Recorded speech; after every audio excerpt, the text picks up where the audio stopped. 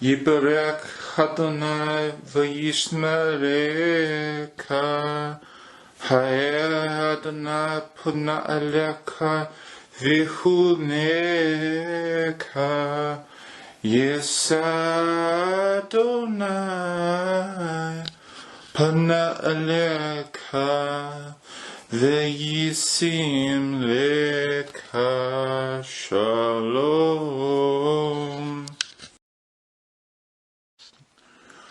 The Eternal One opens the clouds up enough to speak with him.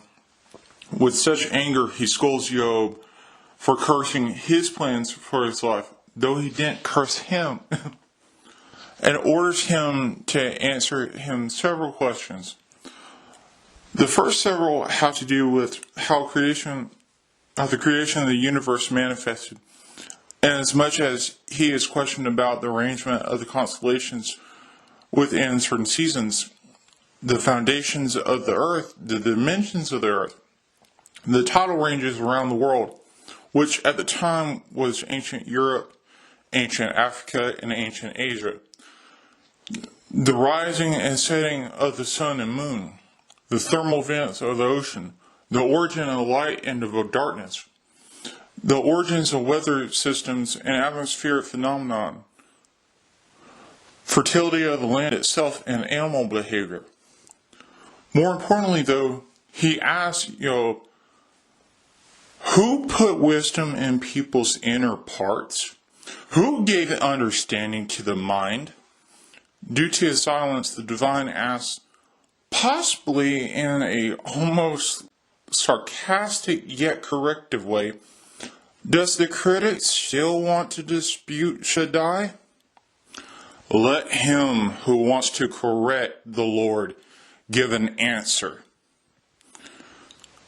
It is at this point that Iyov realizes he was sorely wrong in his thoughts, attitude, and meditations. Iyov, filled with holy fear and mortal shame, tells the divine, I'm too ashamed. I have nothing to say. I lay my hand over my mouth.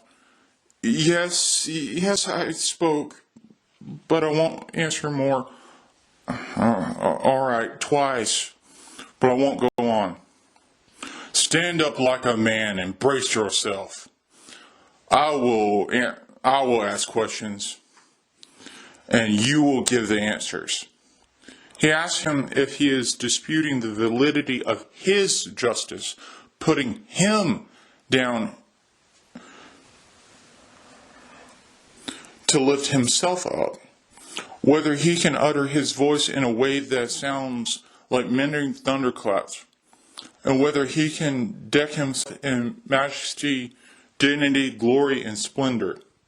Furthermore, he, the divine, asks Iyov if he can let loose his furious anger upon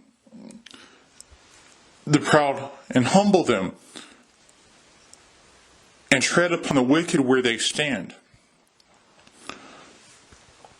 He adds a powerful statement. If you do this, then I will confess to you that your own power can save you. Now, my viewers, the earth has 57.51 million square miles of land. In Iyov's day, every tribe of man consisting of 72 million people inhabit every landmass between 66 degrees north and 66 degrees south. That's latitude.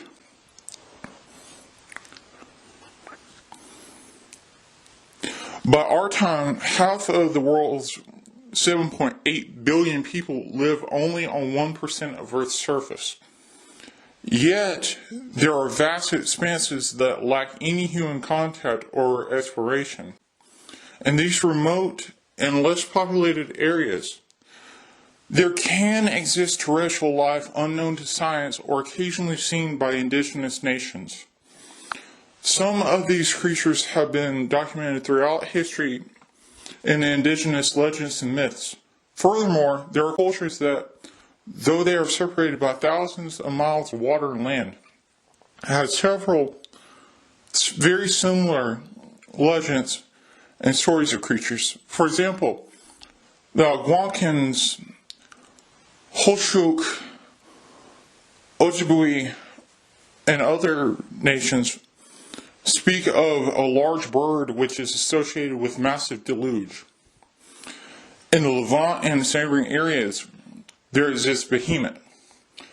Behemoth eats grass, nourishing his massive body. Such a body consists of strong loins, strong abdominal muscles, and limbs like iron bars, while his skeleton is strong as bronze pipes. He lives in an area with lush and swampy mountains near the Yarden. When the waters of the Yarden rush by his mouth, he is confident about his survival, even with humans, as no one can usurp him or capture him. It is only when his creator approaches that he becomes docile. Now, the earth also has 326 million cubic miles of water. Of this, 320 million cubic miles of water is ocean or sea. In Iyov's day, no one had really ventured too far off the coast.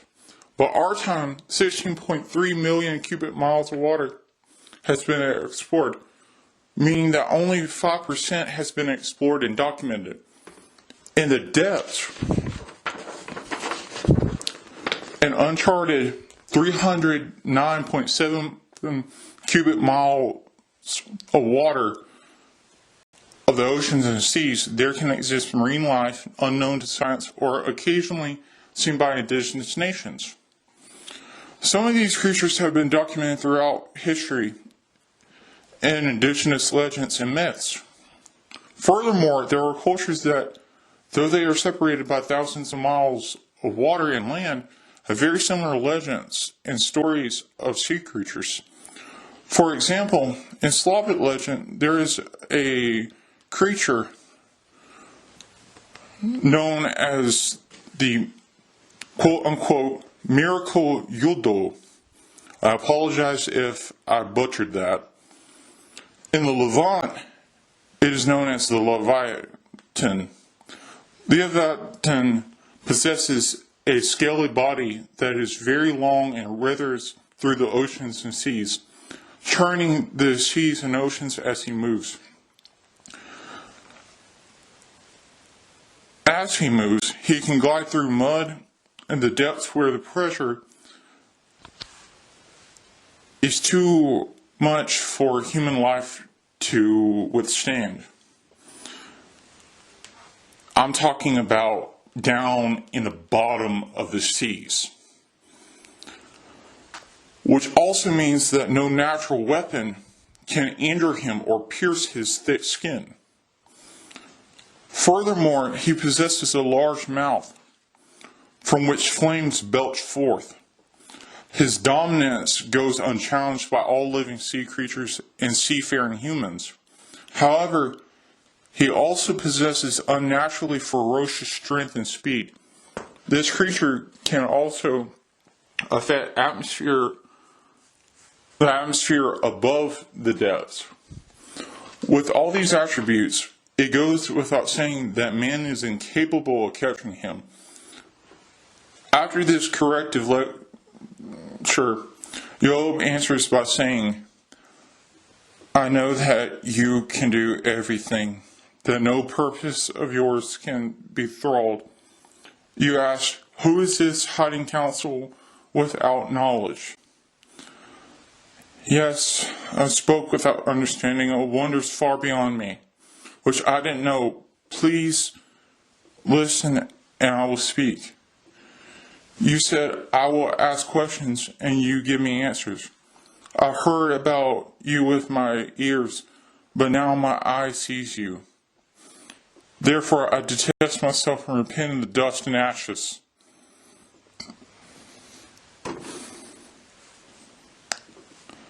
The Eternal One, having finally gone through to Iyov, turns his attention to Iyov's three friends, Eliphaz, Bildad, and Zophar. He directs his speech to Eliphaz. My anger is blazing against you and your two friends, because unlike my servant Iyov, you have not spoken rightly about me. So now get yourselves 7 young bulls and 7 rams. Go to my servant Iyov and offer up for yourselves a burnt offering. My servant Iyov will pray for you, because him I will accept, so that I won't punish you as your brusqueness deserves, because you have not spoken rightly about me, as my servant Iyov has.